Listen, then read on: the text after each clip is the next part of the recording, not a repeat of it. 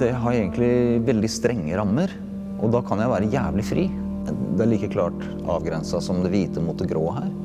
At det liksom, jeg ser, det er bare å holde seg innenfor der, så er det helt masse, jeg kan gjøre hva jeg vil. Du kan helt sikkert lage en robot som går på en eller annen algoritme som er programmert til å gjøre dette her. Ikke sant? Mye mer kompleks, mye fortere, mye mer rasjonelt, mye mer... Men det blir bare ikke sånn, for han har ikke, som du sa, den har ikke evnen til å tolke, ja.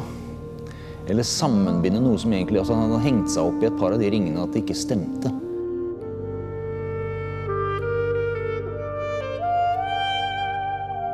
Det handler om bevissthet. Det at jeg skal male over, det lurer folk veldig på. Og da er det noen som kommer med sånn, ja, det høres litt sånn buddhistisk ut. Og det er jo, det høres jo riktig ut.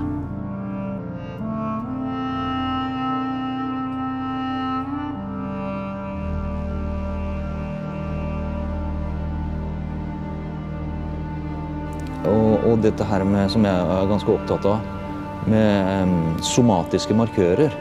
At hvis vi skal ta en avgjørelse, eller vi skal gjøre et valg, så kan ikke vi kalkulere oss frem til det med rasjonaliteten vår. Da vil vi bare stå der og spinne og spinne og spinne og spinne, og vi kommer aldri frem.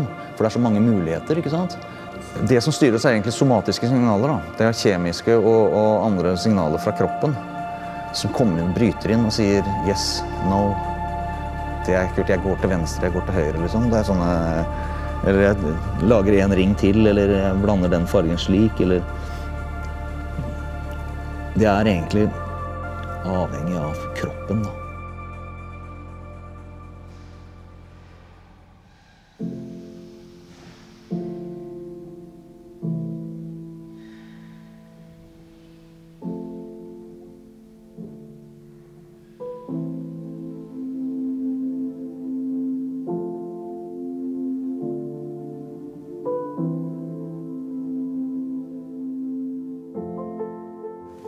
Tilbakemeldinger.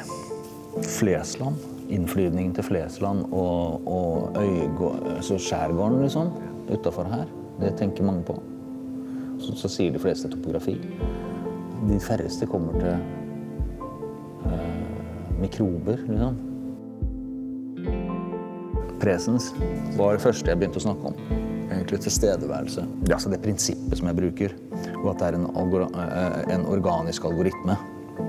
Ja, så det er bare i naturen, så det er bare et naturfenomen som jeg kan på en måte downloade og printe ut organisk.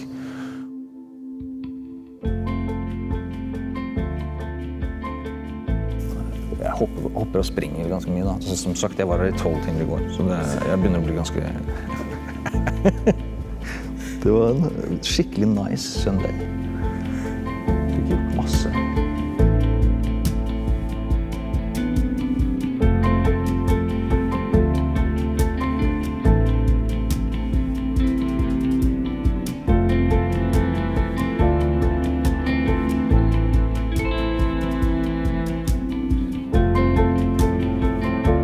Jeg bruker stort sett 1,5 til 2 timer her på kvelden etter at jeg har vært ute eller hjemme. Helt fra jeg la ut de første her, så liksom, altså, at dette blir et problem som må løses over tid. Så da har jeg gått og tenkt på det, og så nå gjennomfører jeg jo det jeg har tenkt ut som løsning, og det ser ut til å virke.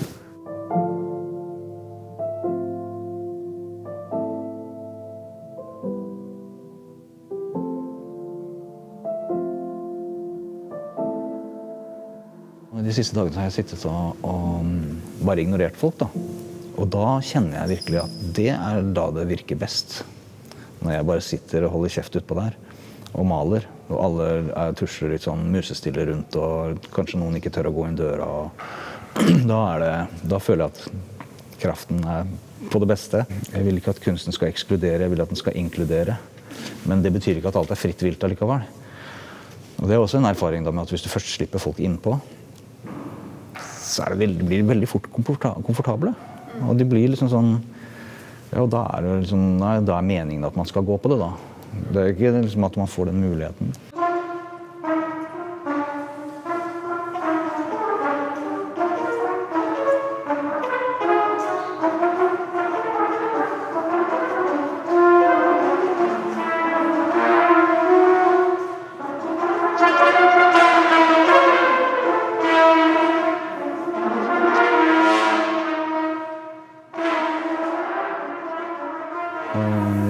pratet mye mer enn det jeg trodde jeg skulle gjøre. Jeg har vært mye åpnere, og så har det vist seg noen ting. Altså, det ting som oppstår underveis som jeg ikke hadde forutsett.